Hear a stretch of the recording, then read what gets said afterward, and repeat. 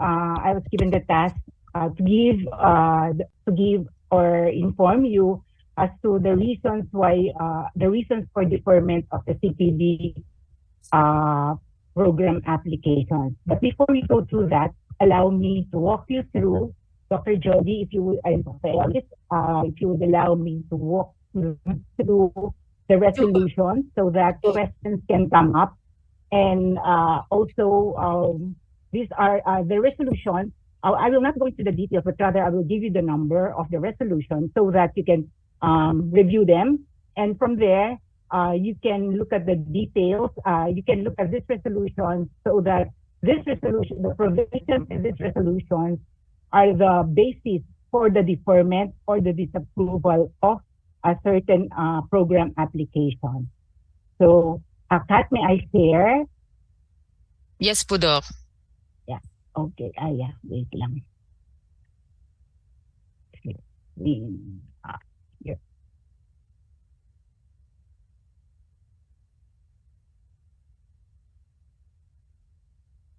So we're working on this provision, the Resolution 1032 Series of 2017, implementing the IRR for the implementation of the CPD Act, which we know as CPD Act of 2022. Wait lang. 2016. So there are many provisions. This is the basis for why we are doing or we are evaluating, and we need CPD units for our professional growth. Then we have Resolution 2019-1146. It's amending relevant provisions of the resolution of resolution number 1032, which is the previous one, otherwise known as the IRR of the CPD Act. So there are yung unang labas ng IRR may amendment na as of 2019. And there are several amendments which followed, which we are implementing now. So there are changes in how we evaluate the program. And we have also this resolution number 1244, a series of 2020, the guidelines on the matrix of continuing professional development, which included the various activities, the matrix, the revised CPD forms, as well as the CPD glossary. So this is the matrix of the CPD activities. So in the application form, you have to classify what activity you are offering as providers. So we have the doctoral degree, which has to earn certain units in the application. There are supporting documents for accreditation. These are the formal learning activities: the doctoral degree program, the master's degree program, and postgraduate courses, which would be given for diplomate, to get a diploma, a certificate, a diplomate degree, or a fellowship degree, a fellowship training degree. And we have the non-formal learning activities, and this refers to learning that has been acquired in addition to alternative learning, which may be structured and made more flexible according to educational and training arrangements, including CPD accredited activities, which we are giving, and self-directed activities.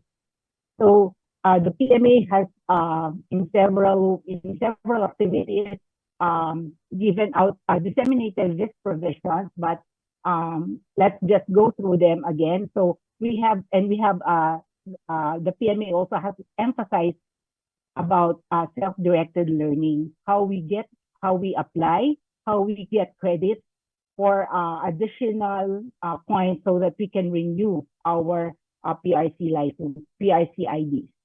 Okay. Under SDL, we have professional activities, which are the conferences, seminar, workshop, colloquium, in-service training, webinar, tutorial, study or plant tour or plant visit, exhibit, poster presentation, program module development, publication, invention, consultancy, and recognition or award title. And we have volunteer engagement activities like medical missions, outreach programs, CSR projects, and the like. So that there are corresponding C units being given if a physician is a participant, a keynote speaker, a resource person, a reactor discussant, a moderator, facilitator, or poster presenter.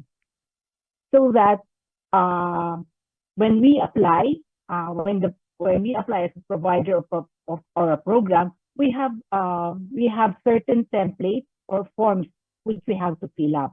Because these are the forms which will be checked by the regional council, which would verify the application if for completion of documents. And several times it is being processing is delayed because these are not filled up properly. This portion for CPD Council for what profession. Sometimes providers would apply to several other professions and they would upload in the program which is being given to us all for nursing, for medtech, for other professions. So please, we would so that there would be a delay in the processing, because before it goes to the CPD Council, documents are to be verified first at the regional level. So these are what we call the frontliners. Okay, after the provider has uploaded the CPD program. Next, in that form, in the application form template, we have several. We have to complete what kind of program is being offered, and they are similar terms, but we have to. The basis for that is the glossary from the IRR, which we have to check.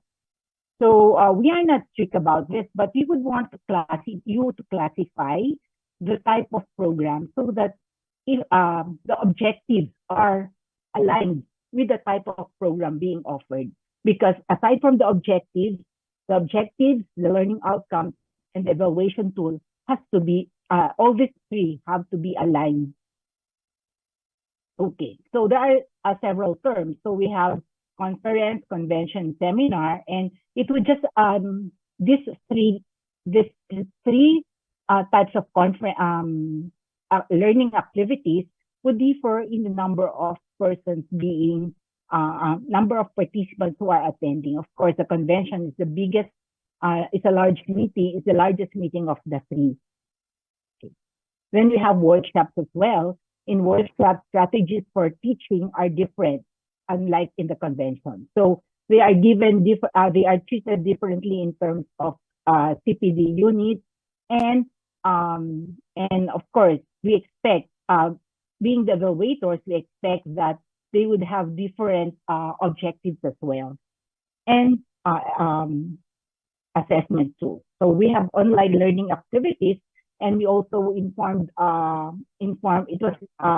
are also informed that application for online learning activities and face-to-face activities have to be done separately, which means that even if the program is entirely the same, they have to be applied separately. Also, reruns of activities, like sometimes a certain module is given in another setting, so it has to be a reapplication of that same module has to be done, because in the completion of completion documents that the provider has to submit, then and this will be different. Okay, so oftentimes this part of the application form is missed out. Yes, printed yung names, but the signature is not the same. So it's not, it's oftentimes omitted, or they forget about it. So please, to avoid delays, complete the application form and the other templates as well, which are provided. Okay, that's the ones, this part is the one oftentimes omitted. Okay, and here, this portion, in the some of the forms given also, or one of the requirements for required form to be submitted is the instructional design. Here, several times they are deferred or sometimes disapproved. Of course, this one, see, you have to mention as to what profession you are, which profession you are applying this program for approval. Okay. The most crucial parts of this instructional design are the specific objectives, the learning outcome. This form has to be completely filled up. And the vital portions are the objectives, the learning outcomes, and evaluation method. So that these three should be aligned. And more often than not, this is the part that we are referring to. That specific objectives are different from learning outcomes. Later on in the program, details of this will be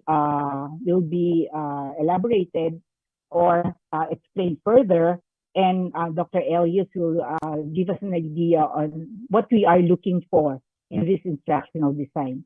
Nevertheless, just a brief idea. How are specific objectives different from learning outcomes?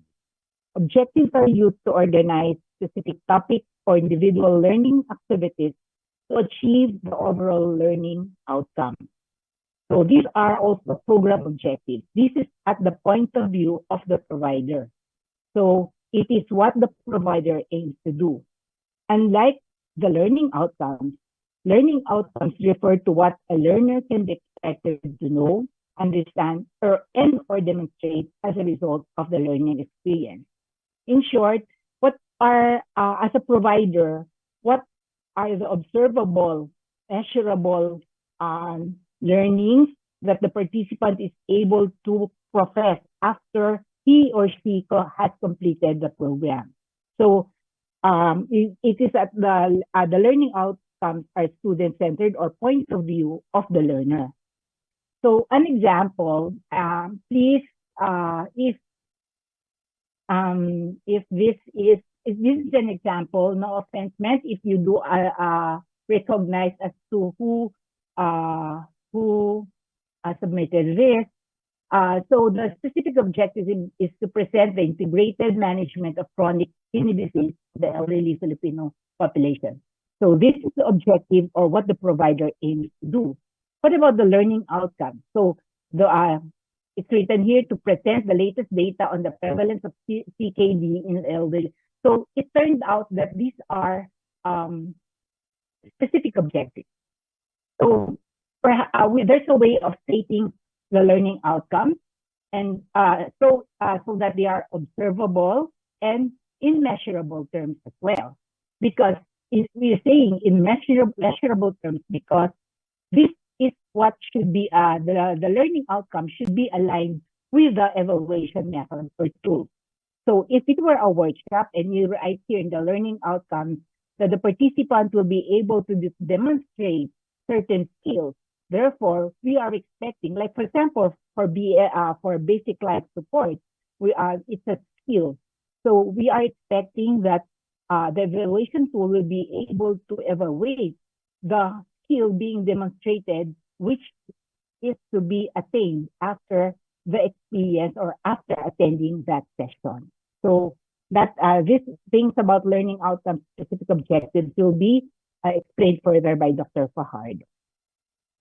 Moving on, there's another template, the resume of the resource person or our speakers. So oftentimes these are done haphazardly, especially if we are to beat the deadline. So, but we appeal to you, please complete them because there are reasons for deferment as well. So please indicate if he or she is a principal sponsor or a substitute, so that in case there are substitutes, at least the resource person's profile has been reviewed already. Next, another resolution is Resolution 1520, is supplemental guidelines on the determination of CPD providers or seminar or registration fees.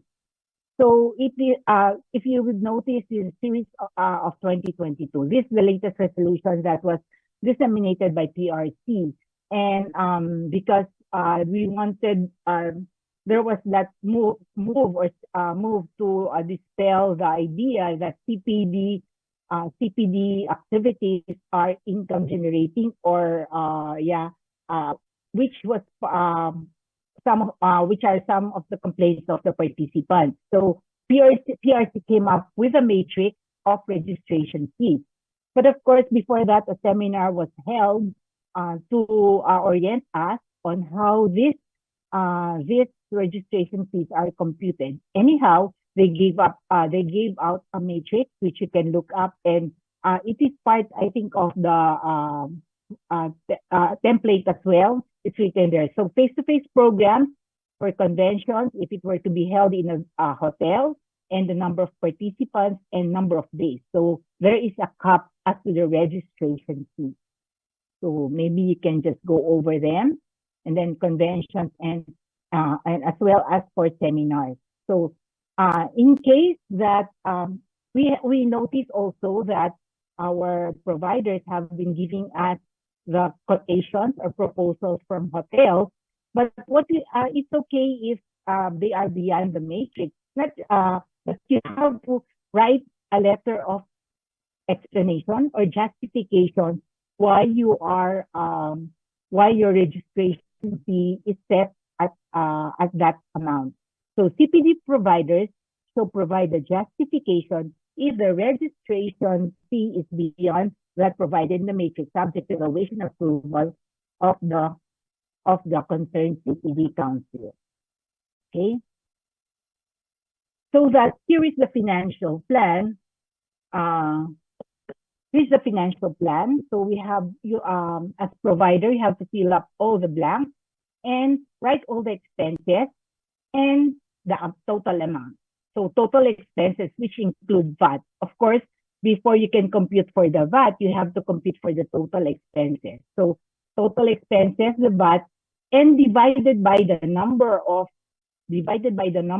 participants, expected participants, that should be the registration fee, if it goes beyond the financial matrix. But let me read this one as a provision in the resolution. Now, therefore, the Commission resolves to adopt the recommendation of the Committee on the Review of CPD Providers of Seminar Registration Fees as the guidelines and the determination of CPD providers seminar as follows. Registration fee based on industry practice and within the bounds of accounting norms.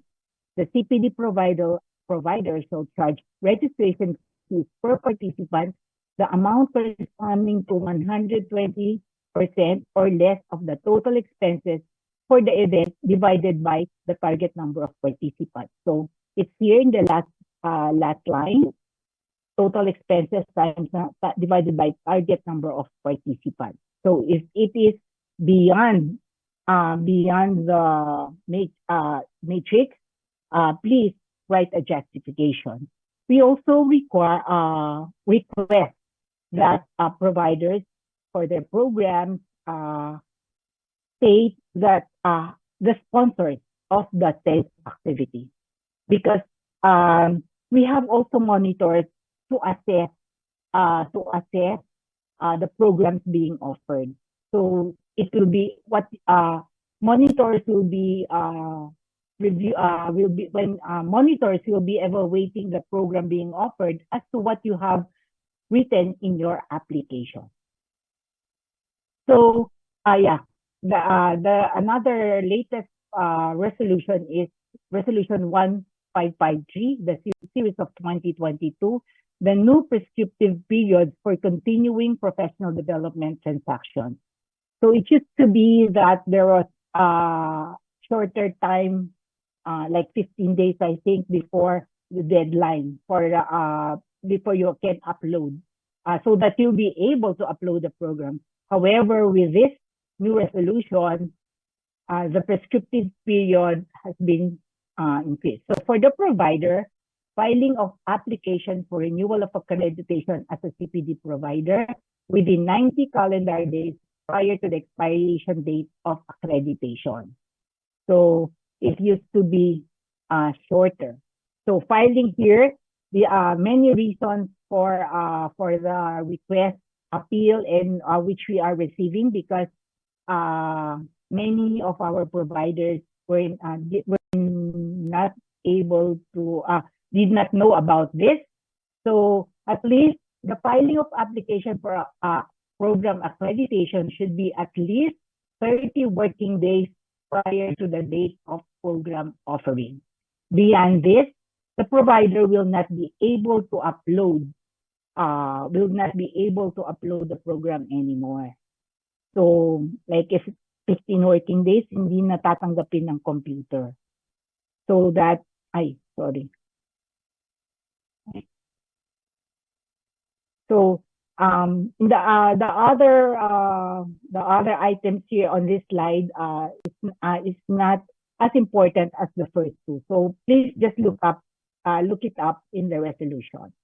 I don't know if this is seen. Processing of applications, including the review and checking of submitted documentary requirements and the deleting of deemed abandoned applications. So as providers, there are several responsibilities we have to look at or be more aware of, like deleting, canceling requests. So in terms of the processing of applications, it first goes to the CPD frontliners in the regional offices.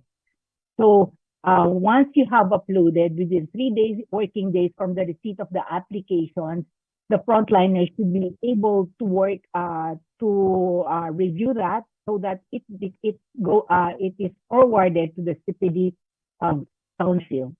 So from the CPD council, they would have to review, and it's either they approve, defer, and disapprove. Okay, and so here, these are the other important item here is action on applications forwarded by the regional offices, the concerned CPD council. So for CPD provider, for application for the CPD provider, we need within 10 working days from the receipt of the application, once forwarded from the frontliners, and CPD program within 10 working days from receipt of the application. For other activities for accreditation, within 15 working days from receipt of the application. So that, so sometimes we give, we give leeway or allowances for this, for the submission, but also there are several, I know it's not a reason why there is a delay in the approval or in the evaluation, but we have to inform you that there are many CPD programs being forwarded to the CPD council. So sometimes there's a delay in the action in the action of the CPD council. So for deferred applications, processing of applications, including the review, check of submitted documents, and deleting of the deemed, it is within 3 working days from receipt of application. So compliance on deferred applications at the level of the regional office, it's 2 working days. And compliance on the deferred applications at the level of the CPD council is 5 working days.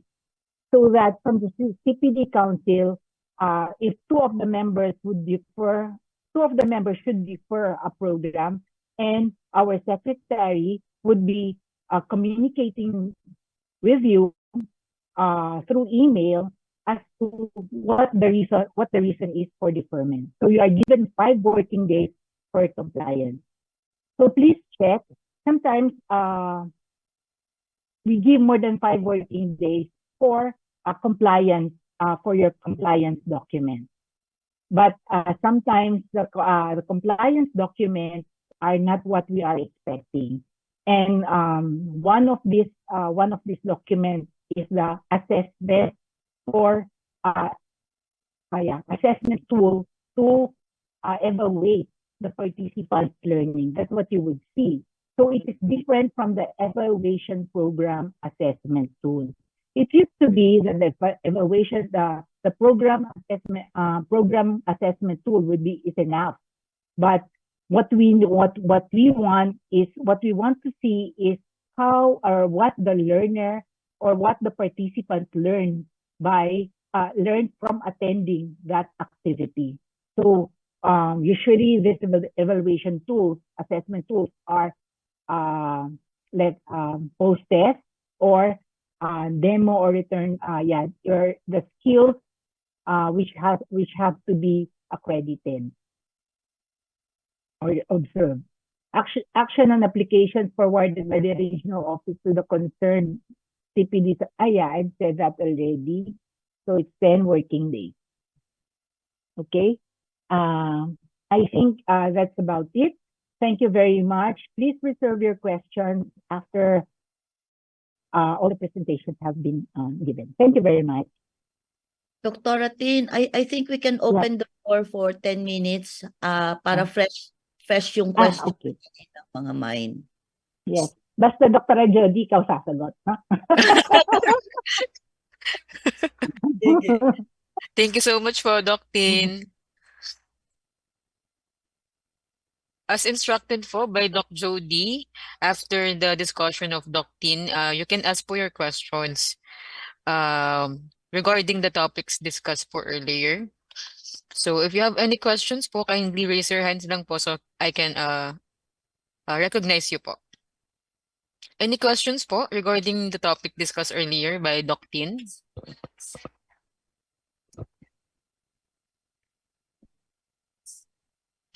Yes po, we have question po from... sorry, Doc, wala pong name dun sa inyo pong... Mahaba kasi yung pangalan ko. Dr. Visagas po from Philippine College of Surgeons. Yes po, Doc. Oo. Ma'am, there have been times in the past that we did not receive the number of CPD units. I mean, we did not receive any communication from the CPD office. And then, it was advised before, this was about 2 or 3 years ago, that if we did not hear anything, it is deemed approved. Does that still hold true? Doc Jody. We have been trying to avoid the deemed approval. Nothing has changed, pero yung action ng council, we are already given an alert by our secretary na it's going to go and get a deemed approval. We do not like that, no? Because you're not able to correct yourself. We will never move out from the quagmire of mistakes. So kung hindi namin aayusin yun. So lately, kumukonti na lang ang deemed approval kasi we already have a system that the secretary informs all of us to look, no, because it's going to be approved, no. Second, yung kami tatatlo lang. That's why we need additional evaluators. Pero yung provision sa resolution namin very strict. Ang ibig sabihin ng evaluators, pag wala na yung CPD council, if you will look at the provision in the resolution, no. So ang council members ay tatlo. Now, this is up to you if you want to make suggestion, no? Kasi we really need to inform the stakeholders. Kayo yun eh. Tatlo lang kami. So if the submission comes from PMA, it is assumed that there is conflict of interest by the first member. So she will inhibit. So dadalawa na lang kami. What happens if dalawa yung kanyang, kung both Dr. Elius and Dr. Tin will inhibit, nag-iisa na lang ako. So that is one of the many things that you should tell PRC, no? Ano ba ang composition? Kasi lean and mean kami because PRC does not have the resources to remunerate services. So actually parang pro bono na lang lahat itong dalawang ito, si Dr. Tin and Dr. Elius. So no, we have not changed, but we are stricter now. We do not allow deemed approval to be given. Thank you po. Thank you, Doc Connie. Thank you po, Doc. Let's hear naman po question from Dr. Batak. Good morning po, Doc. Hi, Dr. Jody. Good morning. Morning, sir. Dr. Two things. First is with regards to the lack of manpower. You actually accredited us to be evaluators. So probably we can help with that first problem, Doctora, of kulang po kayo ng tumitingin sa mga program. The other thing, Dr. Are we still in the transition period po or are lifted na po ba tayo? Wala pang official. Because yung undertaking for the PRC ID, di ba, we give undertaking for Yes the po. oo, I will be lifted on December pa. So those whose ID are expiring sa mag-ano na kayo, habulin na ninyo because you have 3 years na you will be, but mind you, no, you will have to submit yung nilagay nyo sa undertaking. Kaya lang, in the COVID period, konti lang yung ating requirement for Apo. Doktora, corollary to that po, kasi di ba during the transition period, we only need 15 units. Hanggang kailan po kaya mag-stay yon? Hanggang December of 2023. Doktora, is that the same as, kasi po, medyo ano po ako, I'm just thinking that the undertaking is until December 2023, Doktora, di ba? So will that also coincide with the end of our transition period? Wherein, di ba sabi niyo po, we need to submit some requirements bago matapos po yung transition period natin. Thank you, Doktora. Oh, thank you for that reminder. Yes, there are what you call antecedents, no? But the CPSP with the activities going on with the CPSP, dapat maglabas na kayo ng performance outcome. Doon ninyo itutugma o isisync yung mga offering nyo. Kasi napansin namin, for example, universal healthcare. Yes, everybody has to know that. Ang problema, kada isa ng batas, para kayong lawyer. So some of the organizations, societies, they offer universal healthcare in the context of the legal basis. That's one of my example, no? Hindi ko kayo bibigyan ng unit doon. Pero kung taga PhilHealth kayo, I will give you unit because you need to know that, or the DOH. From the kailangan ang offering you from the perspective of a primary care physician who or a specialist who would like to go and implement the universal healthcare. Iko-contextualize ninyo. Kasi akala ninyo yung universal health, lahat na ngayon nag-universal healthcare. Pero if you look at the context, hindi kaya now, ang one, you have to know your target audience. Okay? Yung target audience nyo. You can have target audience na hindi sa profession natin, but you have to be very strict on the admission. No? Hindi lang porque gusto niya mag-attend. Okay? Second, napansin ko, you confuse seminars, workshop, panel discussion, convention, and conference. Hindi pwede yon. You cannot have a workshop that is composed of 500 people. Yes. Understood that po. Ma'am, sorry, nasa online lang ako. Thank you po, Dr. Batak. Before we proceed po, I would like to acknowledge the presence of Dr. Leilani C. Chavez Coloma from Philippine Obstetrical and Gynecological Society. Good morning po, Doc. Good morning po. Good morning, everyone. Sorry, I came in a little late. We are a convention at the moment. Magandang umaga po.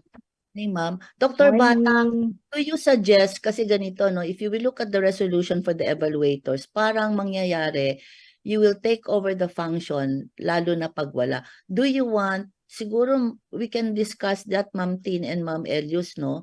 Paano papasok sila? Parang meron na silang learning curve and we have standardized, Doktora, I think you have to give us a seminar for that.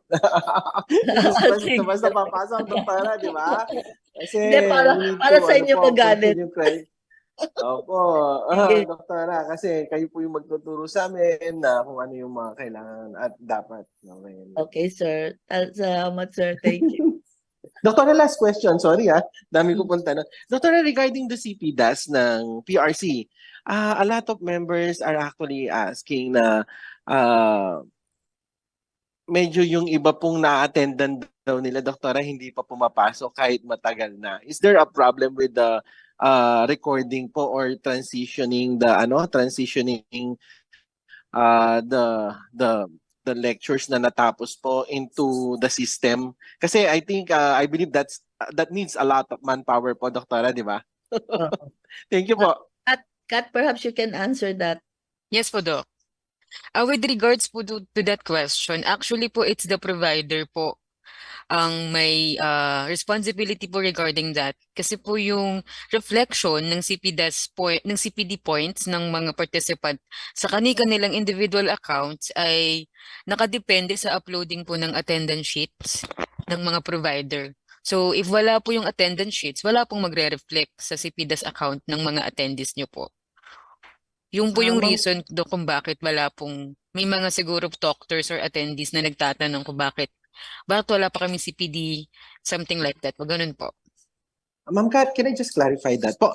You mean to say it's the one giving the seminar or convention that needs to upload it in the CPDAS? Yes po, Doc. Part po yun ng... Okay, Doktora, ma'am,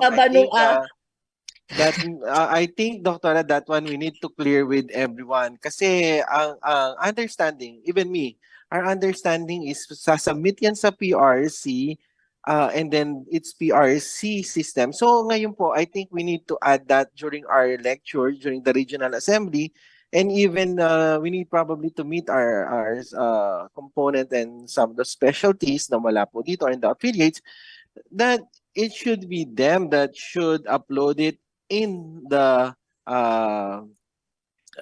CPDAS system. So we'll include that. Thank you for that information, Ma'am Kat, Dr. Jody, Dr. Atin. Sige po. Yes po, Doc. Part po yun, Doc, ng kanilang post-accreditation requirements. So aside po from submitting completion reports, provider shall submit po attendance sheet. Kasi yun po yung pinakang crucial part ng kanilang submission. Kasi kung wala po yun, wala po talagang magre-reflect sa mga CPDAS account ng attendees. So parang pag sa isip mo, ang dami mo na pong inattendan, pero pagtingin mo po na account mo, wala pang nagre-reflect. It's because wala pong attendance sheet na na-upload po. Yun lang po. Thank you po, Doc. Kat, may I add also, we need the providers need to upload it because that is part of the completion report upon renewal of accreditation. Yes po. Because if attendance sheets and the other requirements are not uploaded, then a renewal of the accreditation will be deferred or will be delayed. Yeah. Doktora, Ma'am Kat, with regards to that system po, kasi if you try to submit the attendance sheet, is it in a Excel form? Kasi Yes. di ba we have the form that you send. Pero ito parang naka-Excel siya para pag pumasok siya automatic na nasa system na siya and parang magda-download na lang yung Excel form na yon dun sa system na papasok sa bawat account ng attendees. Is that right? Yes po, Doc. One of Okay, great. the way po to upload attendance sheet is through Excel form. Meron po kaming frequently asked questions. Nandun po yung steps on how to properly upload attendance sheets po. Nasa website po ng PRC, Doc. Thank you po. Kat, may dalawang nag-raise ng hands and probably those will be the last questions. Si Doc, may dalawang nag-raise. Yes po. Yes po, Dr. Grace Nilo. Yeah, ma'am. In relation to the attendance, because we're talking about attendance sheets, so just to clarify, during conferences, you want the attendance sheet to be signed physically in paper. Tama po ba? Kina-clarify ko lang. Oh. Yes po, Doc. Yun po ay part ng completion report. Yung pong signed copy so, ng hindi pwedeng digital format na they will just, for example, scan a QR code to confirm their attendance. So it really has to be in physical paper. Kapag po, Doc, pag face-to-face po ang program, if I'm not mistaken, dapat po merong registration sheet talaga with signature po. Correct po. Bukod pa po yun, Doc, yung sa naka-Excel file, yung po yung ina-upload naman for the attendance sheet. So magkaiba po siya, Doc. Thank you. Yes po. Yes po, Dr. Kalimag. I just learned something. Kasi pala, minsan hindi daw tumutugma yung pangalan na binibigay ng doktor dun sa listahan ng PRC. Like ako, Maria Minerva Patawaran ako hindi pa ako nag-change ng married name. So baka dapat ay remind ng mga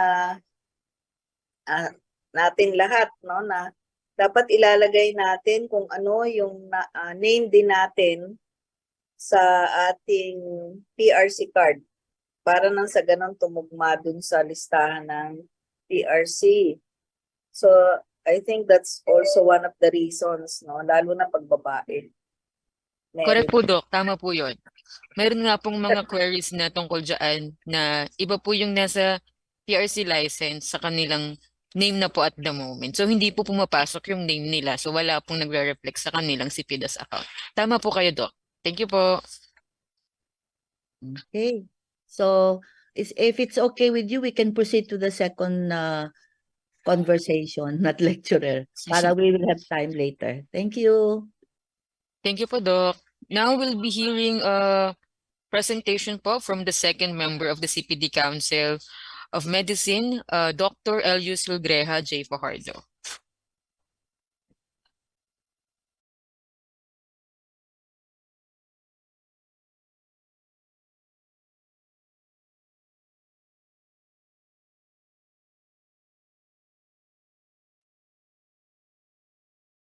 Nakamute si Doktora. Hi, okay. I'm sorry po. Good morning, everyone. First of all, I think I would like to thank Dr. Yin for making my part a little bit easier, because at the onset she already defined what is specific objectives and learning outcomes. You know? Pero dahil sa I was tasked by our chair to talk about this specific problem, or one of the specific reasons why we usually defer some of our applications. I would like to, if you will allow me, I would like to start off my my presentation this morning by asking or defining what are learning outcomes and what is the difference between a learning outcome and a specific outcomes. Okay, so as Dr. Tin mentioned a while ago, your learning outcomes are measurable statements, okay, that articulate at the beginning what students should know, should be able to do or value as a result of taking the course or completing a program.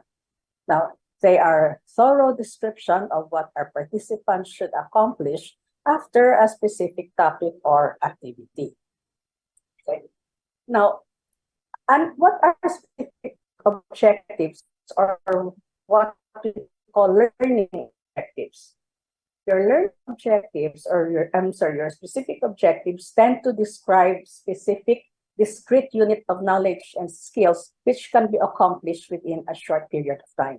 So these objectives are designed to answer questions like, what will the pupil do at the end of the learning event? This specific outcomes should have a well-written objective. So should have a learning outcome. It should be student-oriented, and it should be observable or must be described as observable product. Now, they are supposed to be realistic and not aspirational. Okay, all participants should be able to demonstrate the knowledge or skill described by the learning outcome at the conclusion of the course. Now, this way, learning specific objectives establish standards for the course. Now, in short, specific objectives indicate what the teacher hopes that the learning activity will accomplish. It looks into the future and what we usually call what will happen after. Okay? Now, your learning outcomes, as Dr. Tin mentioned a while ago, describes in measurable ways what the learner will gain from the activity. Okay? It also states what the learner will be able to do upon completing the activity. Now, a learning outcome is only useful if it is measurable, so that it should include the learning behaviors of the participant, the appropriate assessment method, and the specific criteria that demonstrate success. And learning outcomes always, almost always, not only almost, always use an action verb. Okay, so when we look at your instructional designs, I particularly have Bloom's taxonomy in front of me. Okay, so I will try to find out how your learning. We will try to find out how your learning objectives qualify or how it is, where it is in Bloom's taxonomy. Because if you will look at, if you just want to remember, okay, if you just want to have your participant to have knowledge, then the action verbs that you should use are on the following. Okay, and if you want your participants to understand the action verbs that we are usually using, would be found in column 2. And of course, as for higher order thinking skills, we usually verge towards the last 3 columns, where you have to analyze, evaluate, and create programs. Okay, so I think in short, as Dr. Tin mentioned, the specific objectives pertains to what you as a resource speaker would want to impart to your to your participants, and your learning outcomes will is a way by which your learning outcomes will measure how your participants was able to assimilate whatever instructions were given, or whatever programs that were being or whatever courses that were discussed during the program. So I think this is a very, a very simple way of differentiating between specific outcomes, rather specific objectives, and learning outcomes. Okay? And then we also would like to deal on personal data sheet that are being submitted to us, because sometimes this is also one of the reasons why your your programs are being deferred, is because there are still some parts of the curriculum vitae, or the forms of the resource speakers, that are not written down. Okay, some do not have the specialties. The most common are there is an absence of a list of relevant workshops or training programs that has been conducted during the last 5 years. But may we request that only the programs that are pertinent to the workshop or the training programs that are pertinent to the present activity that you are requesting to conduct. And then we also would like to request that your PRC number should be updated, and if the PRC is still, your PRC number is still being updated, we would like to request for proof, okay, that the PRC ID is in the process of being updated. Okay, and of course, the signature of the resource person is also very important to us because there are some resume that do not have signatures of the resource persons. Okay? So I think that that ends my part this morning. Doc Tin, Doc Jody, Thank you, I ma'am. okay. I hope you. Are there any questions? If I may ask, so we can answer them. What you call this? We can answer them right away. Okay. Thank you po, Another Doc. Thank you po, Doc Alius.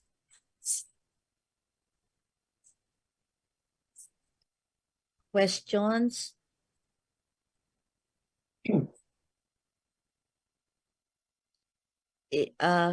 Kung while you're still thinking of your question, ito lang ang pakiusap ng council, no?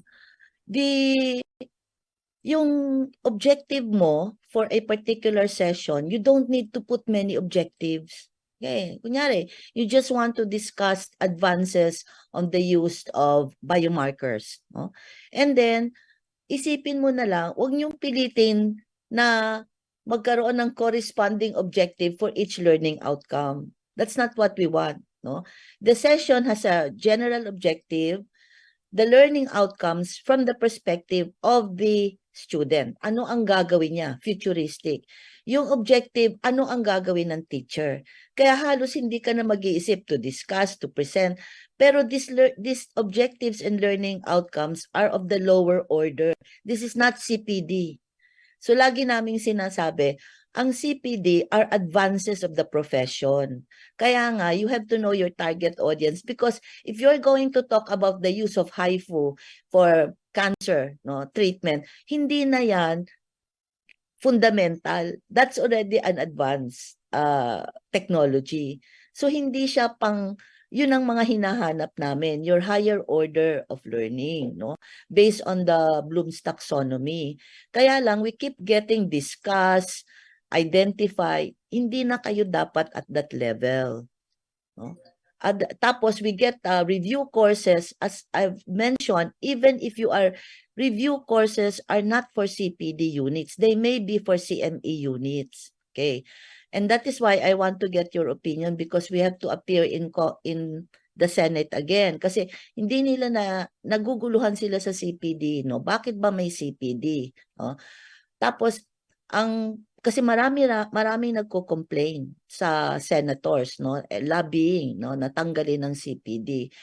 Ang sabi ko, yung CPD kasi, it's your outlook, it's your initiative as a professional to improve yourself in all the aspects of your profession. Kaya meron siyang informal.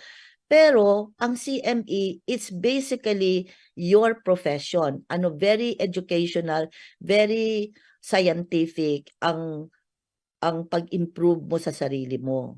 So there's that is the difference between a CME unit and a CPD unit. Now, as professional, you have to articulate to us ano ba yung kailangan mo for the renewal of the ID. So, yun ang mga discussion ngayon sa Senate.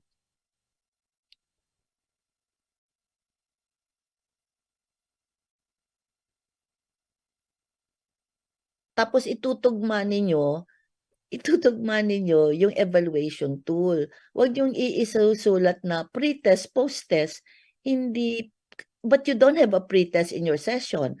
I see so many submission, pre-test, post-test. Ang pre-test, may itatanong ka before the start of your lecture. Wala akong nakikitang ganun. So it's not a pre-test, post-test. You don't even need a pre-test. You cannot go back to these people. They're adult learners sila. They can do their own pretest at home. Meron kayong isi-send prior to the convention or to the conference and they can check themselves the way they answer the topic, no? So wag po kayong magbigay ng pre-test, post-test. Ano ang post-test mo? Is it a demonstration of something? Is it a multiple choice question? MCQ ba siya? Is it a scenario, a case study that you want that you want reflection from the participants? Hindi siya, those are the evaluation tools. It cannot be a pre-test and a post-test.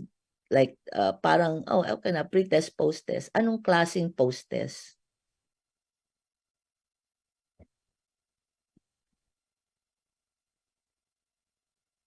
As what was said, Ma'am Jody, I think I would also like to request na pag ang mga, what do you call this, ang may mga demo, let's say, right after the session, may mga demo, pwede ba silang magpadala ng, what you call this, rubrics man lang, or what you call this, the different criteria on how they will be able to assess the participant who will do the return demo sa kanila. Kasi sometimes may return demo pero hindi natin alam kung paano nila ni-rate yung activity ng participant during the demo period, the return demo period. So kung pwede sana, isama, besides the post-test, isama nila yung what you call this, yung criteria for finding for the criteria they will use to grade or to assess the participant during the return demo. Okay.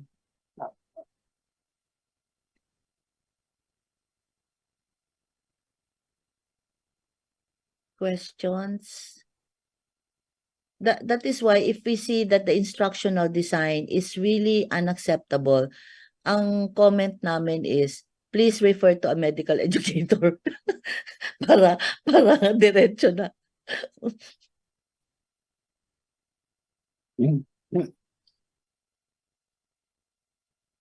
Okay? Sige, so we will have time. Nahihiya pa kayo magtanong o naiinis na kayo. So, probably I can present. Okay. Pwede na? Share screen ako? Yes po, Doc. Okay. Desktop.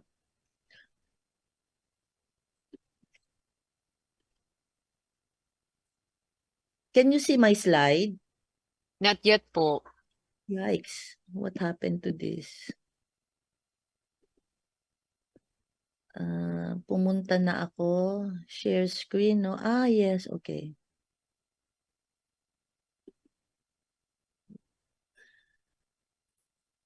Bakit? Doc Jody, baka kailangan open mo na yung file? Sige. I-open ko ang sa desktop, no? Ay, yes. Nakita na nyo? Hindi. Ako mag-share? Hindi pa po. Ayaw. Open nyo kaya muna, Ma'am Doc Jody, sa desktop bago mo i-share screen. Oo. Yeah, it's already open. Tapos click mo yung share. Share screen ako. Pero ayaw bumaksak yung arrow. Share. Allow. Okay. Open system preference. Okay. Ay, hindi pala ito Hindi naka-check si Zoom. Oh my God.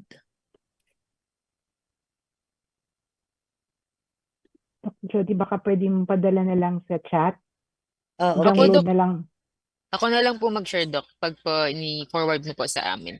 I did not check this. Okay. I-share. Forward. Send ko lang sa'yo. Tin. Yes. Sa email, Dr. Jody? Or sa pwede Hindi, sa chat. I cut na lang. Okay Okay. po.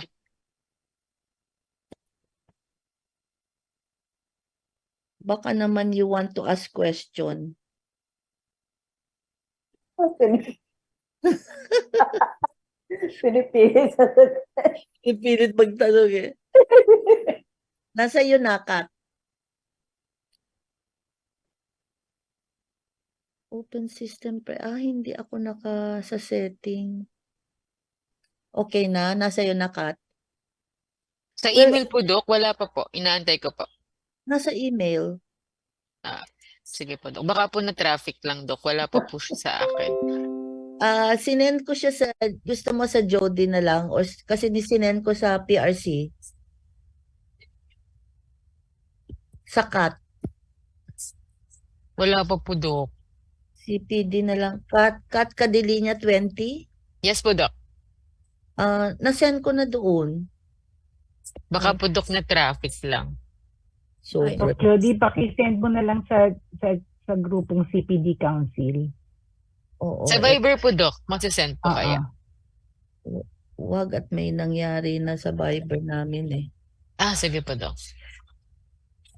At the moment po, wala pa rin po sa akin. Yan na. Sinend ko pareho sa Kat at saka sa ano. Nasa iyo na? Wala pa po. What happened to this? Teka, isend ko na lang sa Viber. Sige po, Doc. Meanwhile, Kat, may tanong from Radiology, Philippine College of Radiology. Yes po. Good morning po, Dr. Lipanyo. Yes po.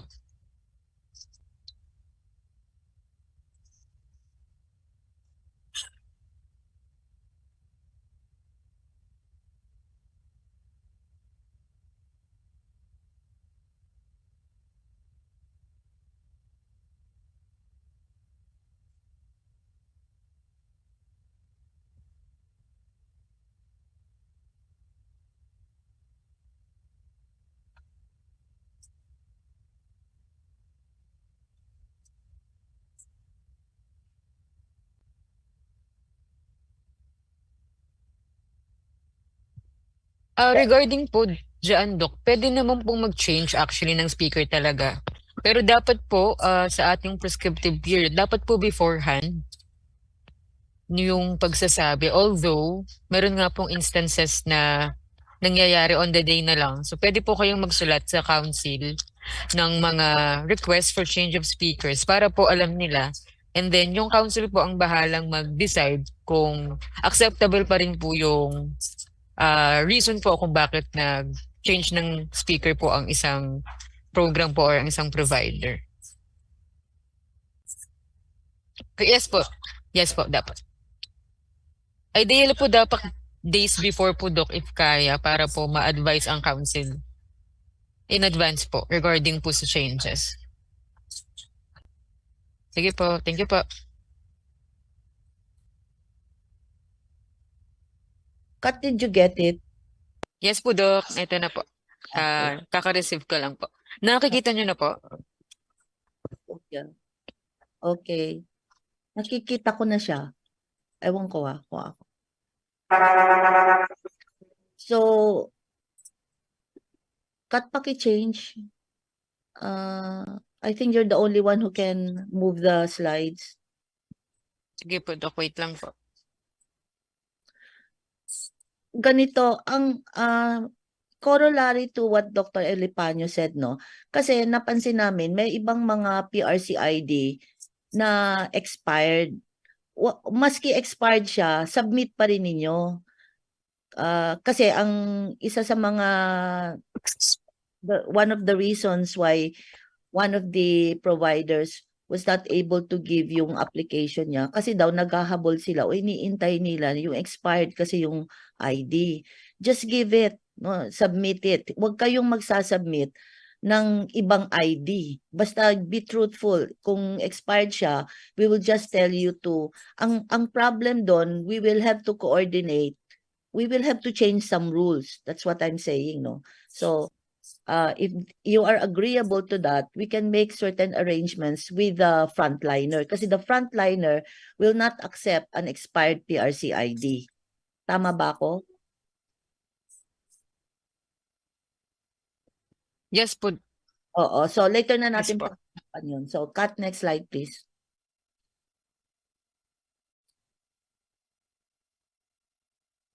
Okay, so what we're going to discuss today is about the self-directed learning, renewal of CPD providers, and we want to engage in a conversation with PMA in terms of credit units, and then I'll give an interactive lecture on credit units. And we want to introduce you to our CPD monitors and evaluators. Okay, next slide, please. So yung self-directed learning is really part of an informal learning. It is not a non-formal learning. Cut next, please. Okay. So, ang kakaiba lang sa self-directed learning, hindi siya nag-undergo ng CPD accreditation. Bakit? Either galing siya sa Medscape, galing siya sa online courses abroad, or galing siya from WHO or Harvard short courses, etc. So, in that way, parang hindi siya locally accredited. So there is no corresponding CPD units. But in your appreciation, gusto mo tong kunin. Kunyari nung COVID, my specialty is not infectious disease, but I wanted to know what is the effect of COVID on pregnancy and on women. No? Baka magkakaiba, may genetic profile na different in terms of symptomatology and prognosis ang gender. So, on your own accord, nobody's telling you, but that because there's a situation that needs your attention and you want to be updated on this new virus, you go onto online courses or webinars. So wala pang units yun.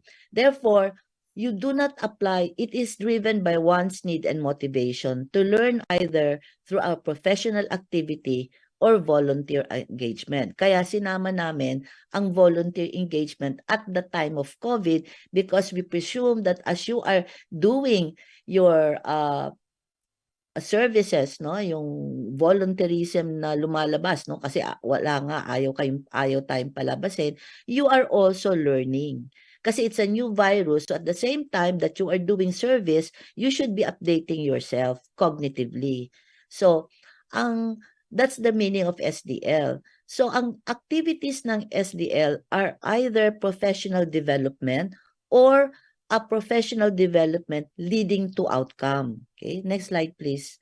Ano ang ibig sabihin ng leading to outcome? Ang ibig sabihin nun, ang isasubmit mo ay hindi yung attendance lamang or yung topic, no, that you were able to listen to, no?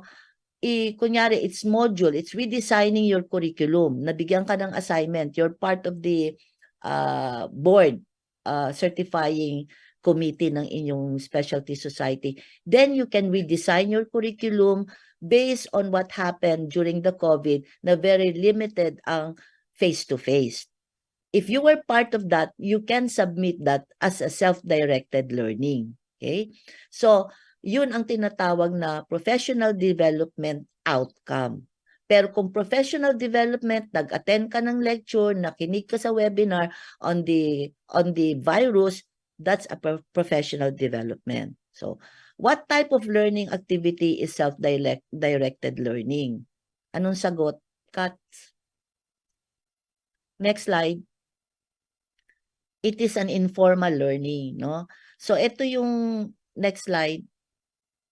Okay. So, ang professional activity participate in workshops, conference on topics related to specialization, design and deliver a workshop on therapeutics, kunyari how to use inhalational steroids properly, participate in online courses relevant to your CPD. Professional development leading to outcome, if you give a course design, you review your curriculum, you reviewed your assessment tool as a specialty society, then you can give that if you are part of the committee. Development of materials to support teaching, kunyari gumawa kayo ng module ng micro-skill teaching for contraceptive use, you can also submit that, and anything that you submitted to for example, to DOH, para matrain for primary care, ang mga obstetrician gynecologists, ang mga internists, ang mga pediatrician, then you can give that. And any awards related to the practice. Next slide. Cut, next slide. So, huwag kayong magsasubmit ng isa-isa sa SDL.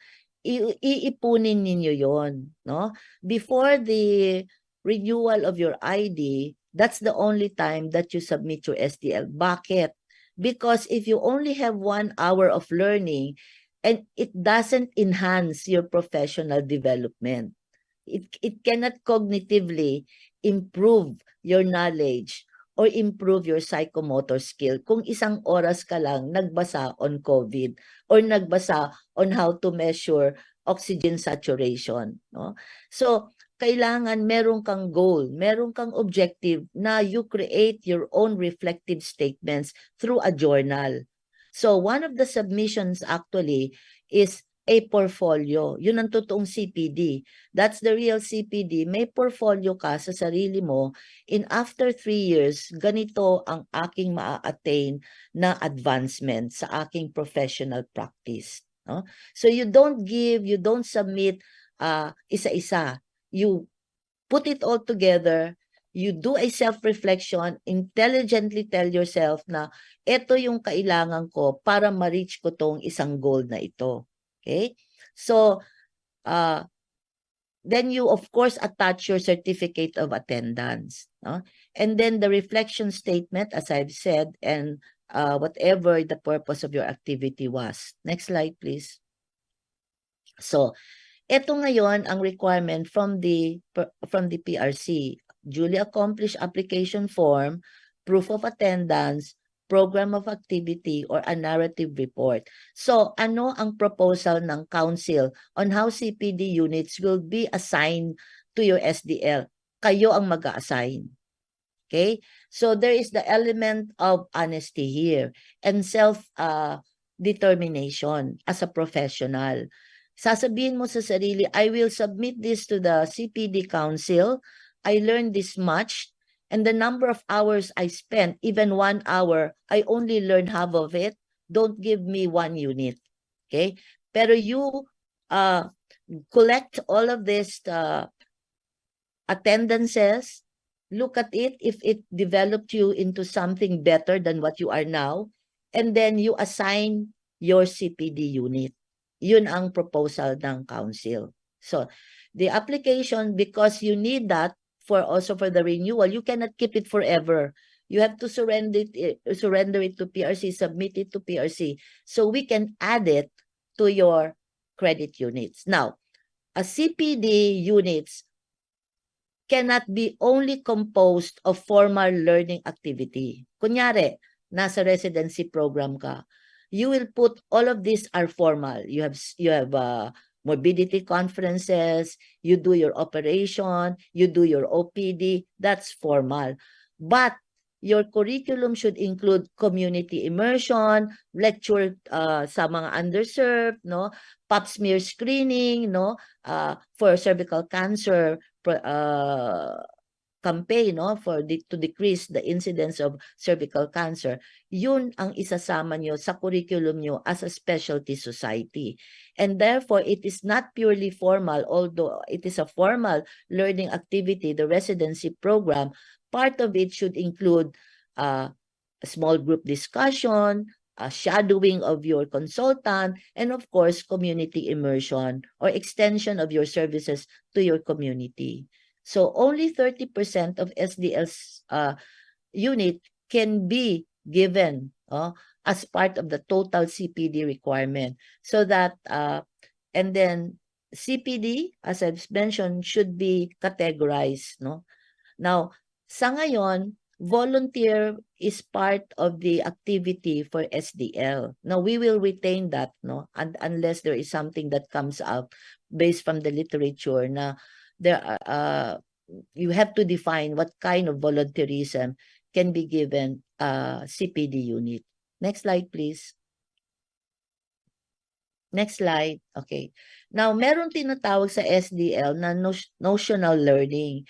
It is referred to the number of hours a participant spends on the average to master a specified skill or learning outcome.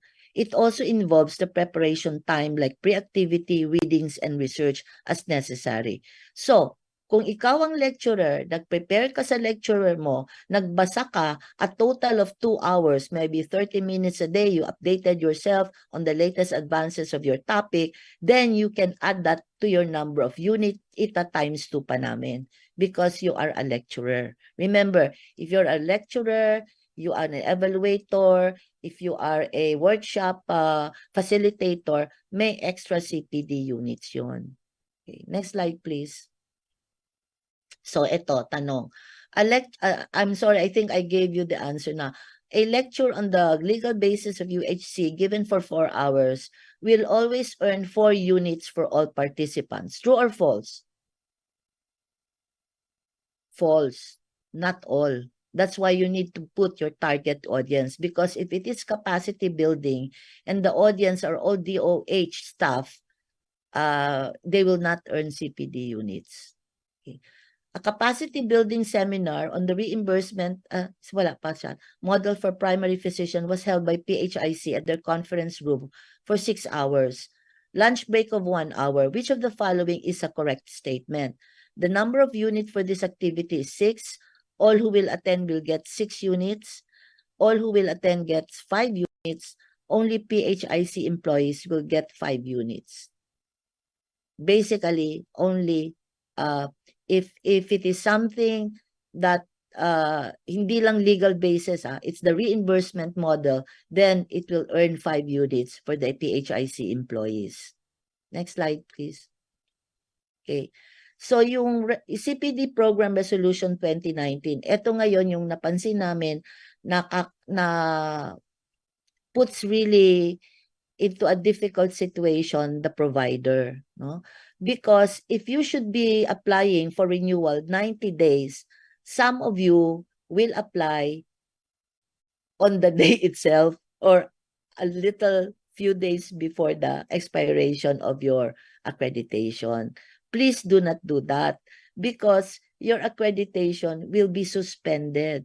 It will not be revoked. It will be suspended. It will not be withdrawn, but we cannot anymore accept any application for any programs from you or your affiliates. So, yung mga affiliates ninyo na mag-a-apply sana, we will not be able to accept them until you give all the necessary requirements for the renewal of your accreditation. Okay? So remember, not because we said 90 days before, magbibigay kayo ng 30 days before. Try to give earlier because what happens, no? We have been very lax with you. In fact, after 30 days, if you don't submit, no, the program coordinator or the provider does not submit the completion report or the attendance, you should not be qualified to give another application. But we are lenient. We allow you because at this point in time, there are very few people or very few programs that really can address the CPD requirement. Okay? So the CPD accreditation of program 30 days before, CPD provider 90 days before, and will be applied. No units for in-house or capacity building will be applied to employees, and important to write your target audience. Next slide, please. For example, an attendee for the reimbursement seminar is a member of the Philippine College of Physicians, reimbursement. No? Which of the following role of the attendee will earn him credit units? Choose the best answer. Now, we have limitation, no? Because we don't really know who the target audience is. We just give you units. But if you're going to implement CPD, this will be one of the criteria. So kung attendee ka from CPCP, ano ang role mo na mabibigyan ka talaga ng unit? President of PCP, one of the highest earners of PCP based on ITR, the chairman of the PhilHealth Committee of the PCP, CPD coordinator. Actually, sa totoo lang, lahat pwede. Pero the number of units will be most applicable for the chair of the PhilHealth Committee of the PCP. Okay, next slide, please.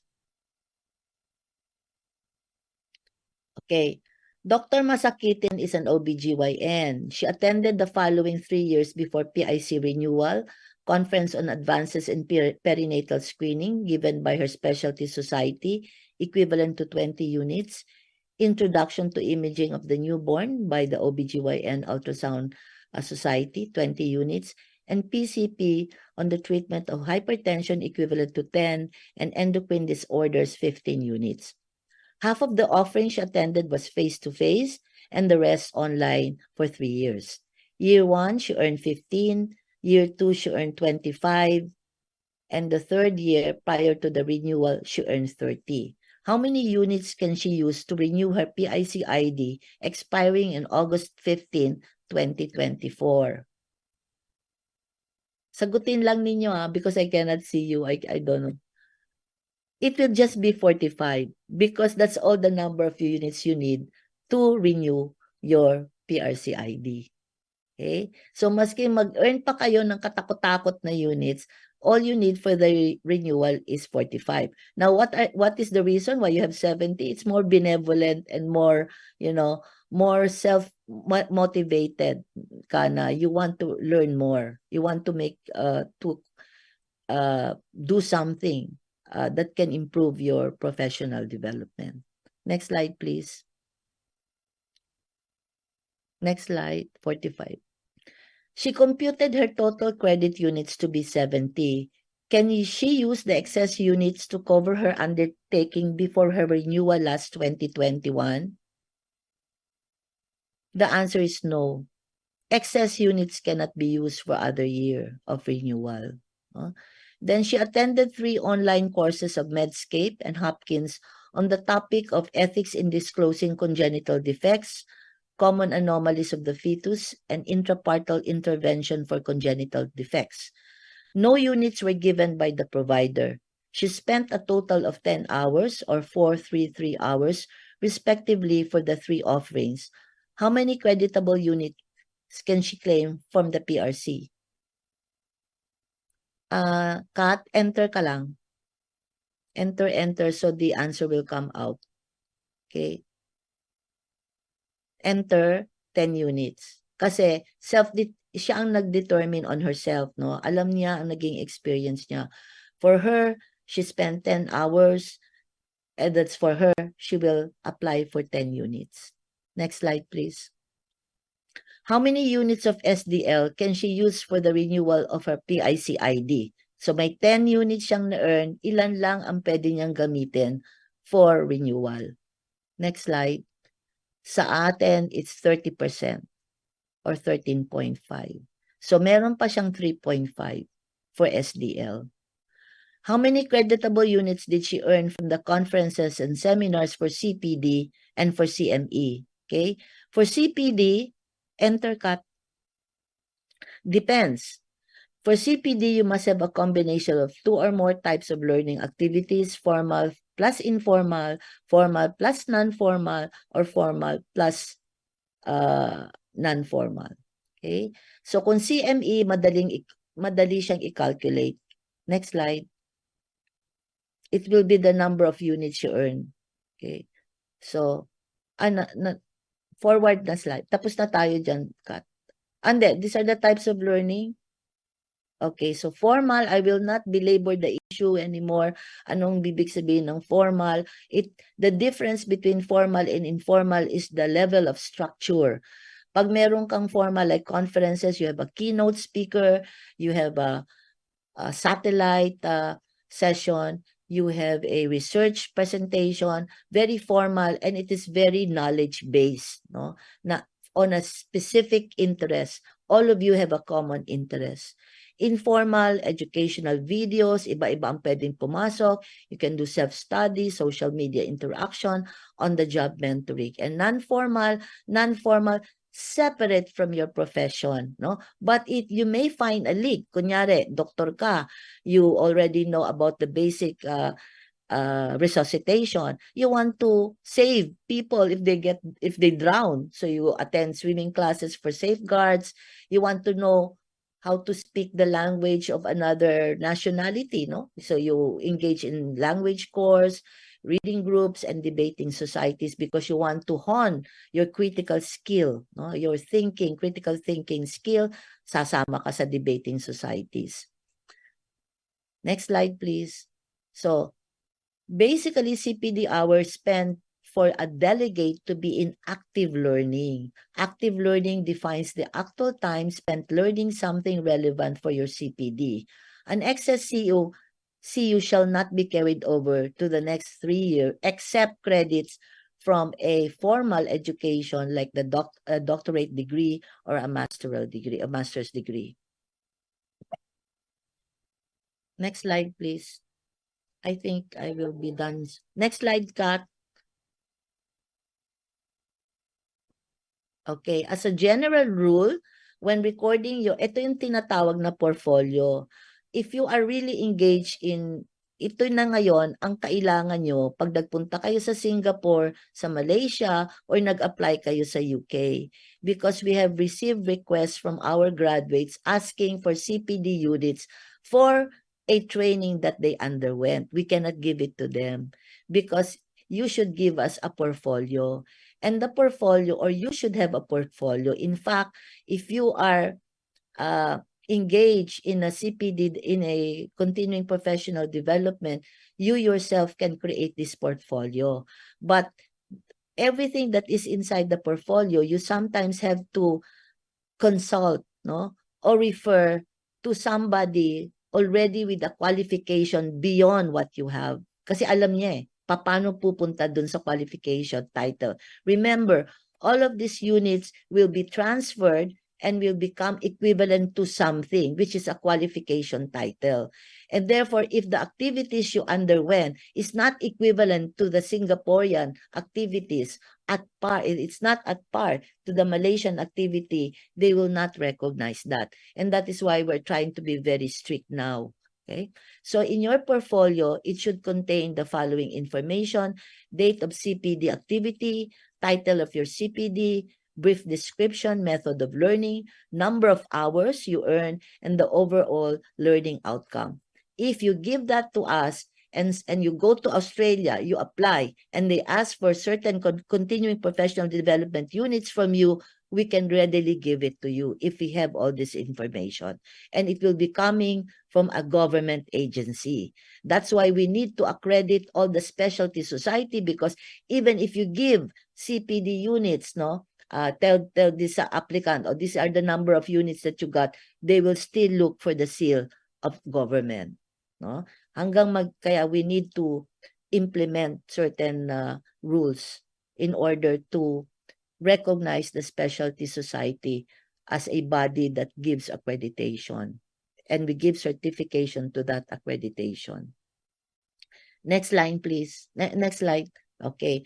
So ito, sinabi ko na sa inyo, if you are applying as a CPD provider, please be kind to your members and to your affiliates. Try to give your completion report, attendance sheet, affidavit of undertaking. Now, ito ngayon ang napansin ko. Meron society na very diligent talaga ang society dito. They're very responsible. Unfortunately, kulang sila sa completion report. So ang nangyari sa completion report, nag-expire na yung accreditation nila, but they were only able to retrieve 80%. Okay? So yun ang dilemma ngayon ng council. Ayaw naming matanggalan ng accreditation yung society na yon, because it is a society that we recognize as a very responsible society, no? And compliant. So yun ang conversation ko sa inyo. Tatanong ko sa inyo, will we give, or will you give an opinion, a recommendation na pag 80% or a certain percentage na dapat hindi, no? Kasi basically talaga dapat matanggalan na kayo because the completion report should be submitted 30 days after the offering. Ang problem, I don't know how to address kasi ayaw ko talagang magtigil ng accreditation. So, what will be your recommendation? Okay? Next slide.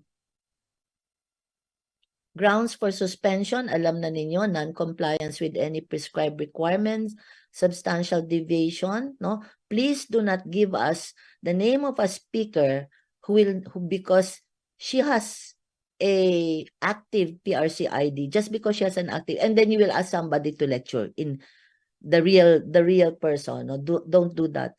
Just be upfront, tell us nag-expire, and if that is your recommendation, we probably will write a letter to the PRC CPD so we can put that into our resolution, your recommendation.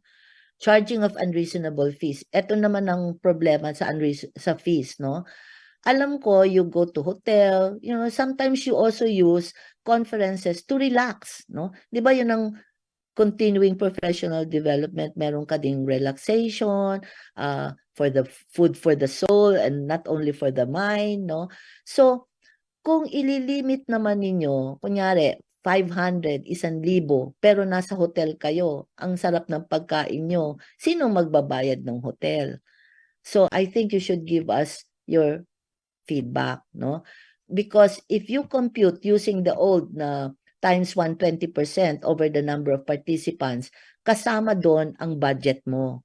So, pag sa 1,000, 500 lang ang charge ninyo, 500,000 lang ang makukuha nyo. You will have to work on that budget. But if you want to enjoy your conference, I will not blame you if you want to enjoy the conference, no?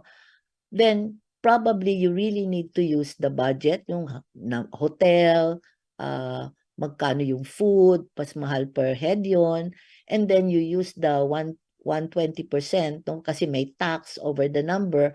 So kung 1 million ang makukuha mo, kung 1 million ang magiging expenses mo, hindi 500 ang i-charge mo sa 1,000, kundi 1,200, no? So ganun. Then failure test, these are the basis. Another basis is if you applied as a provider and you were not able to offer a program within a year from the issuance of accreditation and per year onward. So these are the grounds for suspension. Next, cut. Next, please. Okay, next. Okay, so ito yung mga, hindi ko na rin pauulit-ulit na to. I will not nag you on what the responsibility of the CPD provider is. Next slide, please. Okay, next. Oh, so ito, what measures do you suggest? Okay, next slide. I think, is that the last slide? Okay, let me just show you our evaluators. Dr. Sayo used to be a member of the board too, and we really miss her. Dr. Batak is our evaluator, Dr. Dizon, Serrano, Alicastre, Dr. Lorenzo, and Dr. Ku. Okay, for our monitors, we have, next slide, cut. These are our monitors. Ito mas nakakaawa because they will, pero hindi naman sila surprise attack. We will inform the provider that we will visit you and they will be monitoring the conduct of the program. So these are Dr. Limpoco, Dr. Abrogena, Dr. Coloma from POGS, Dr. Gelaco, Dr. Hernandez, Dr. T, Dr. Sotalbo, Dr. Papilero, Dr. Lahos, Dr. De Jos, Dr. Gutierrez, Dr. Caja, and Dr. Cano. Now, ito naman, as somebody doing work, no, I find it really helpful if your representative can stay as a representative for more than a year. No? Kasi ang hirap pag every year you change your point person. Okay? You are just starting with the learning curve, starting to learn the in and outs of submitting programs and the in and outs of compliance, and then you will be changed. So, maganda pa rin talaga if you can keep the representative steady for 2 years before they endorse to somebody else. Thank you. Next slide. So, ito yung mga credit units na professional can participate na related to PRC activity. If you were part of the updating of the TOS, the formulation of the CPSP, the crafting of IRR for our laws, formulation of ID for the CPD, and other similar programs that may be approved by the CPD Council, you will get also CPD units because that is part of professional work experience. Next slide. Okay. So for the monitors and evaluators, as I've said, the units is your currency. It's a currency, it's an exchange of kaya lang it's not about money. It's more of advances in knowledge, psychomotor, and your behavior as a professional. This shall be credited twice if you are a member of the Committee of Monitors and Evaluators. Thank you very much. That's the end of my lecture.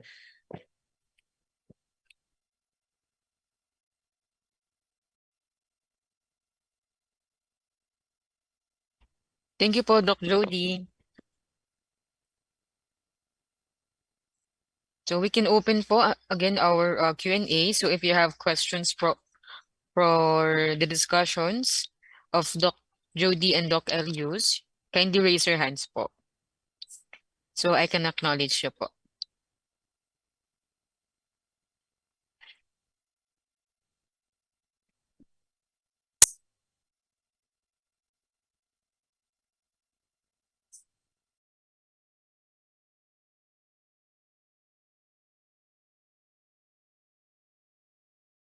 Nora,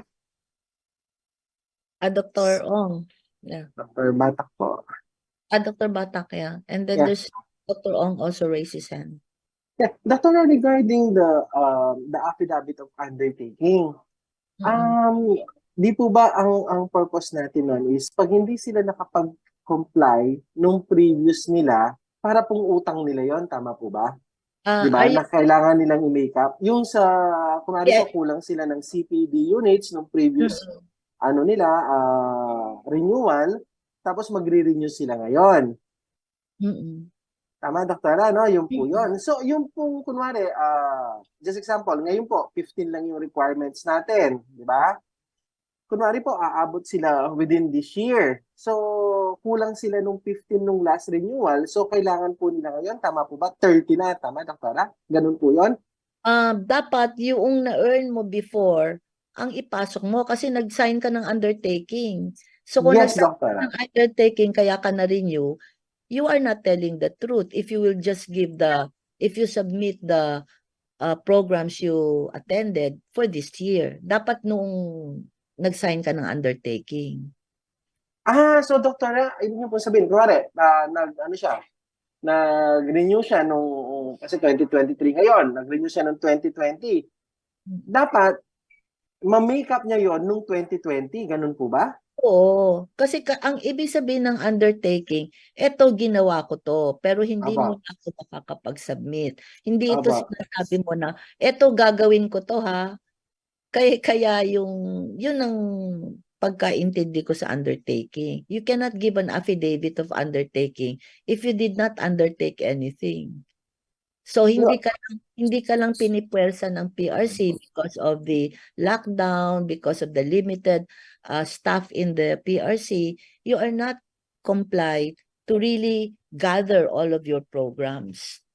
Kasi maraming webinars noon at saka maraming yung frontliners. Kat, am I correct in interpreting that?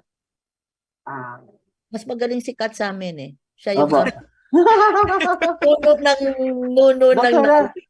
Doktora, can I just, kasi what we understood before, kaya po kasi sila nag-submit ng affidavit of undertaking, kunwari for that previous renewal, dahil kulang nga po sila ng units, di ba? So, yun po yung kailangan i-make up nila bago mag-renew ulit. Di po ba ganun yun dapat? So, that means that... Pero binabaan na din ang units. So, hindi mo... So, Dr. Bali, ang mangyayari po, kung nag-renew siya ng 2020, kunwari, nag-renew siya ng 2020, may undertaking. So, during that time po, hindi niya na-fulfill yung number of units. So, ang understanding po namin is, kailangan i-make up niya yan bago siya mag-renew ulit. So, ang tinatanong ko po ngayon, Doktora, yung time frame po para makuha niya yung kulang niya is yung po bang the whole 3 year o kailangan yung first year po after ng renewal niya? Sorry po. Eh, 3 taon ka kasi to undergo all of those programs, no? I see. Okay. May 3 years ka. So it really doesn't matter to us. Kunyari, 2020 to plus 3, 2023. Kung lahat ng programs inattenan mo ng 2023, parang it does not really matter. Kasi kunyari, Ay, great. ang problema kasi noon, it doesn't reflect your earnest and the real reason why you do professional development. Kasi hindi ka biglang, kaya nga sinasabi ko sa Senate, ang hirap kasi yung CME is actually accepted pa rin sa US. Opo. It's a European concept itong CPD. Unfortunately, itong CPD is practiced by all of our Asian member states. Why? Because most of the ASEAN member states were educated, yung professional nila, were educated sa system ng MBBS, di ba? Kasi ang UK lahat yan eh. Naging Yes, MBBS. Singapore, ang Malaysia, Dutch ang Indonesia, tayo lang ang American. Opo. Mm. Thank So, you po, Doktora. At tama ba yung ako? Kasi yun ang pagkaintindi ko. You cannot issue an affidavit of undertaking pag hindi mo siya nagawa. Hindi mo siya sasabihin, I will undertake this. Yung pong sa undertaking, Doc, tama po kayo dun sa part na hanggang December na lang siya. Yun po ay yung resolution number 1577. Pero po yung pagtitake po ng undertaking, kagaya po ng explanation ni Dr. Batak, para nga pong mangungutang. So, kung mag-renew ka po ngayon, yung utang mo po this renewal, kailangan mo pong mabayaran sa susunod na renewal. So, yung pong mga training mo, yung at present na po. Kasama na, ano po siya, encompassing na po siya sa next renewal, hindi po yung mga dati. So, because of the difference in answer, we'll try to confirm that with the PRC CPD. Kasi hindi ka naggagawa ng undertaking na parang sasabihin mo, gagawin ko to. Ang sinasabi lang ng undertaking, kasi remember that undertaking was also implemented not because of COVID alone, but because of the transition, di ba? 2016 CPD, sinabi sa CPD, you need the units. Wala pang COVID noon. When the COVID came, binabaan ang units. At tumanggap and then the undertaking continued. But you have to comply because that is antithetical to professional development. You cannot turn it off and on. I will develop myself in 1 year and then I will develop next year. Now, wag mo muna, relax muna ako. No, it's a progressive thing. It accumulates. It's an accumulation of advances na it enhances your being a professional in that field. Parang ganun. But because there seems to be, thank you Dr. Batak, we can confirm that with the PRC CPD. So ano ang pleasure ng group? Gusto ninyo mangungutang? Parang utang na doesn't matter really whether it was done before the prior, kasi ang labo eh. If you already had an undertaking doon sa unang renewal, tapos magre-renew ka na naman with an undertaking, kailan mo pa matatapos yun? Dapat talaga Doktora, can you just clarify that po? Actually, Doktora, pag nangutang ka dati, actually po ang sabi po nung resolution natin na pag nag-renew ka ulit, kailangan bayaran mo na yung utang. Yung po yung sinasabi niyo ngayon, Doktora, na kailangan talagang pag nag-renew ka ng second renewal mo at may undertaking ka, kailangan bayaran mo na yung utang. Para kung ganun talaga si Doktora eh. Kasi pwede na kaming tumanggap. Actually, pwede nang tumanggap kung ano yung utang ninyo. So, ibig sabihin nyo, nagawa na ninyo noon dapat. Kasi ang undertaking kasi, it's an affidavit saying you were able to do this for this particular period of time na demanded sa iyo or required from you by PRC. But we will check on that, Doctor. Thank you for asking that. We'll check on that.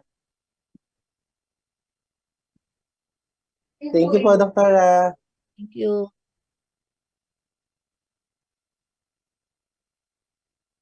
Nagre-raise ng hand si Doktora. Yes po, Dr. Kalama. Yes, thank you. Good morning po. I hope it is not so noisy on my background. I would just like to ask po, thank you, Dr. Jody, and to the other presenters for holding this meeting so that we will be aligned to each other. We appreciate that this is very structured already for the CPD providers. Ma'am, I just would like to get your opinion for those for some of the CPD providers who are lending their IDs as providers to their affiliate members or partners. Is that really allowed? I would understand if that is in an institution like a hospital and the different specialty divisions or group in that hospital will be using that CPD accreditation. Yun lang po. Kasi may mga nangyayari na some groups will borrow from the other. Do we allow that or how do you comment on that po? Salamat. Kat, ikaw muna. Support po na yan, Doc. Nangyayari po talaga. Kagaya po ng PMA, parang meron po siya lang mga sub-umbrellas pa. So, ang dami pong nag-a-apply under ng PMA. If I'm not mistaken, allowed naman po siya, pero yun po ay internally arranged. So, nakadepende po sa provider kung papaano ang magiging arrangement nila outside.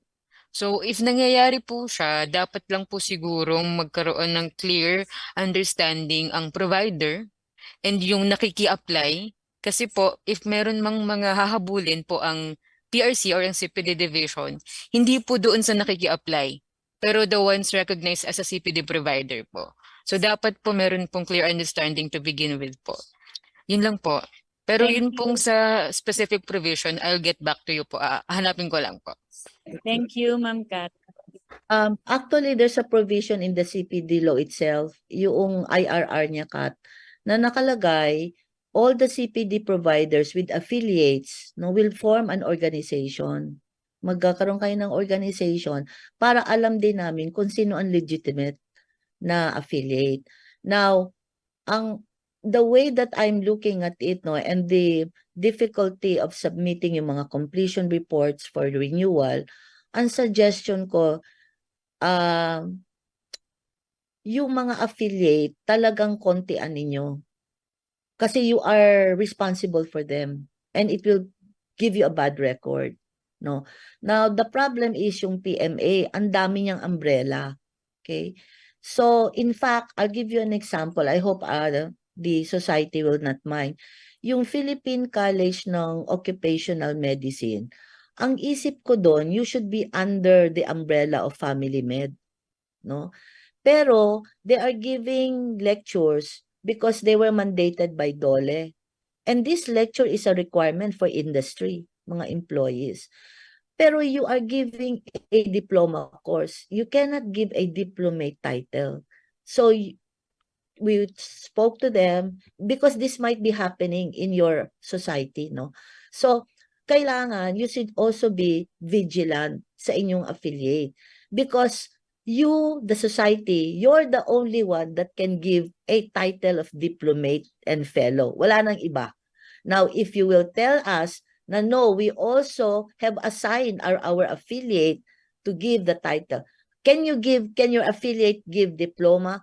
Yes, but a diploma has a different definition. It is not a collection of conference convention. A diploma is something deeper. At saka meron talaga siyang evaluative component to earn you a diploma. A diploma, then a diplomate are very entirely different. Ito na yung kumbaga, do not marginalize or do not belittle the title that will be given to you. Hindi siya mamera. You should respect the title. Okay. So yun, form na po kayo ng organization. Yes. Thank you, Dr. Jody. Clearly said po, importante nga the provider should be vigilant and be very careful with the terms of agreement of the one, using or riding on the accreditation.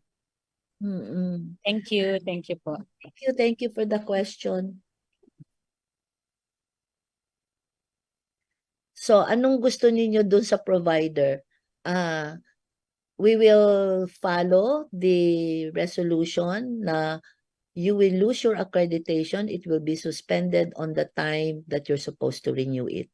Or, meron kayong suggestion na bigyan kayo ng additional 1 week, 2 weeks to complete and not to suspend the accreditation. You can tell us that. Dr. Ong. Ma'am, good morning. Morning. Clarification. On the part of the PPS, we have had so many complaints from chapters and hospitals ever since we started the policy of not giving CPD units for industry-sponsored activities.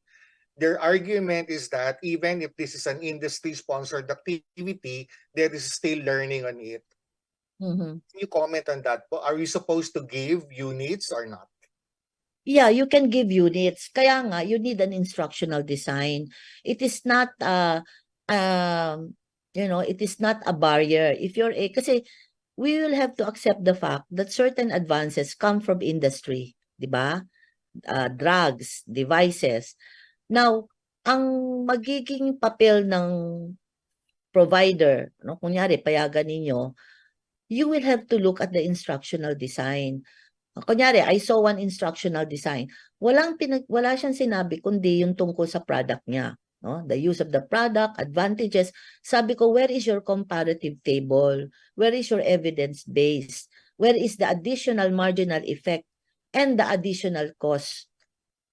So, tinanong ko to. Dinisapprove ko siya nung wala siyang masagot. Kasi, you are industry, okay? You have a new drug. It's a third generation cephalosporin. It doesn't cause one of the side effect. Kunyari, pharma kasi ako, is the potential for bleeding. Pero this one does not have that potential.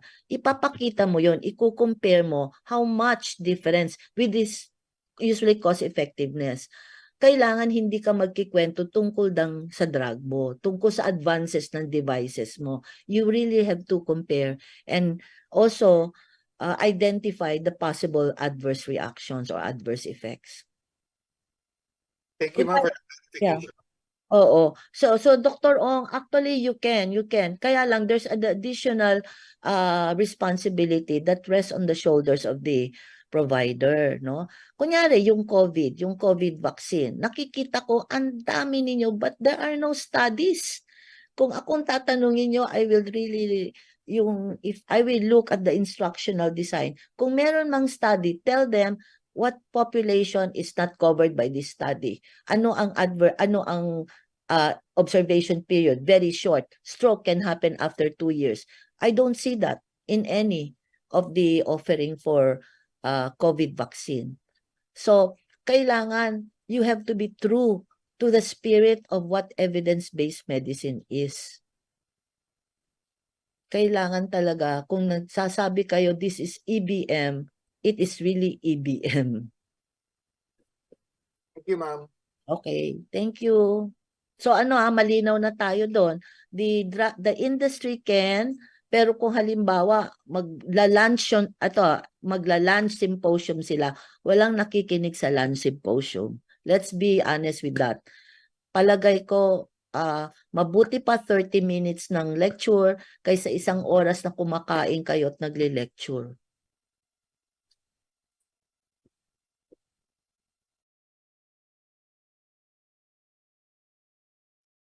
Dr. Sotalbo is raising her hand.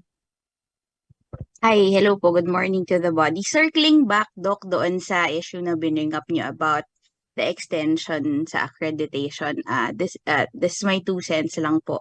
Considering that relatively new system tayo and all the societies have different administrative and logistics capabilities, kasi may ibang malaki, may ibang maliit. I think it may be considerate for us to consider maybe a 1 to 2 week grace period for the societies to comply for their renewal, since bago pa lang tayo, and maybe in the future as things are more planchado, maybe we can modify it to be more strict po. That's just my 2 cents, Doktora. Thank you.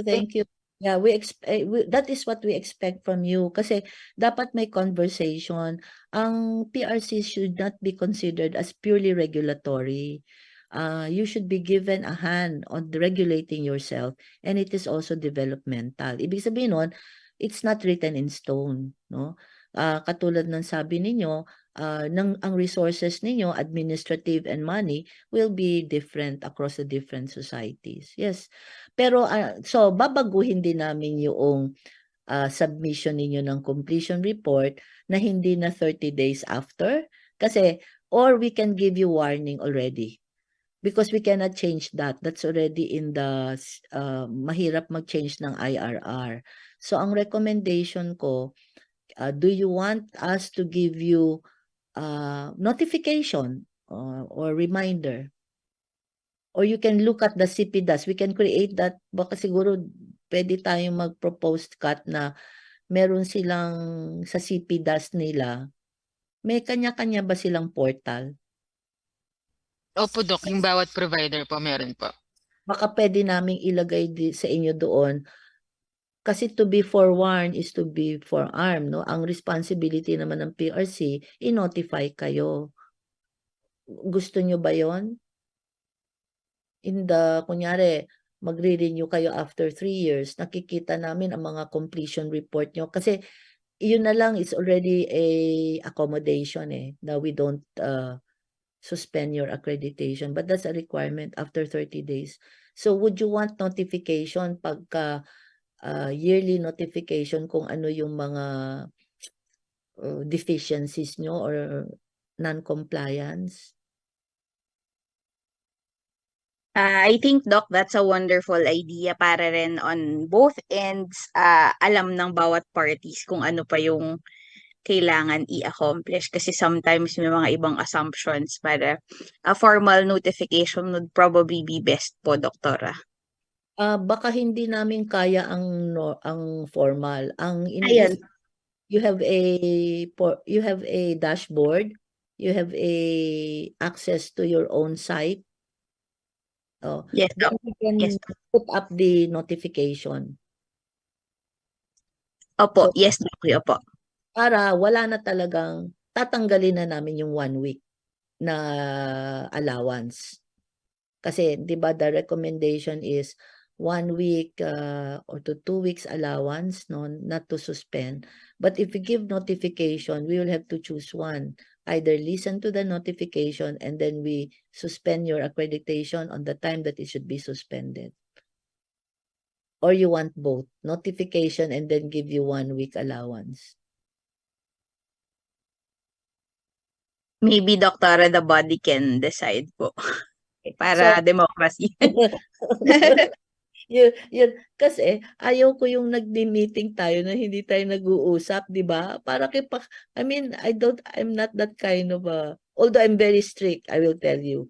But I don't like to be autocratic. Dr. Sayo, your hand is raised.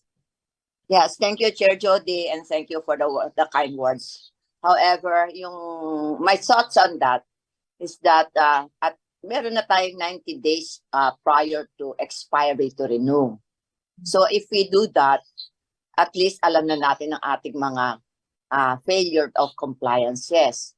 So by the time na matapos na yung 90 days, siguro tapos na rin naman ang ating compliances. Although yung sinasabi na notifications on the yung mga failure of compliances, that will be helpful per year.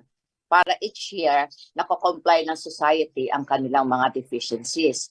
However, I believe 1 week, 2 weeks extension is good enough, but I feel pareho tayo, Jody, stick to sa deadline with the 90-day period na pwedeng mag-renew prior to expiry. The society already know ang kanilang dapat gawin and thus comply prior to the date of expiry of accreditation. Okay. That's my thought on that. Thank you. Thank you, Chair Jody. Thank you, Rocky. Tsaka yung, meron ba, Dr. Elius and Dr. Tin, any inputs?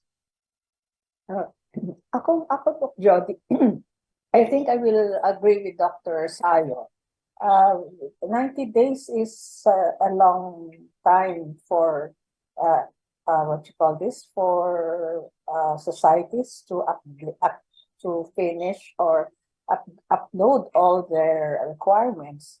So I think we have already given them enough time, yung 90 days. I think it's fair enough na. So I don't think kailangan pa natin mag-extend. Pag-verification na, no? Opo. Okay. So, yung isang tanong ko sa inyo, ang daming nag-a-appeal, okay? Hindi lang kami ang mahigpit ngayon, kundi ang PRC CPD does. So, they closed, no? They closed, okay? There was one, I got a letter, I have to endorse it. Yung isa, I agreed. Yung pangalawa, I did not agree.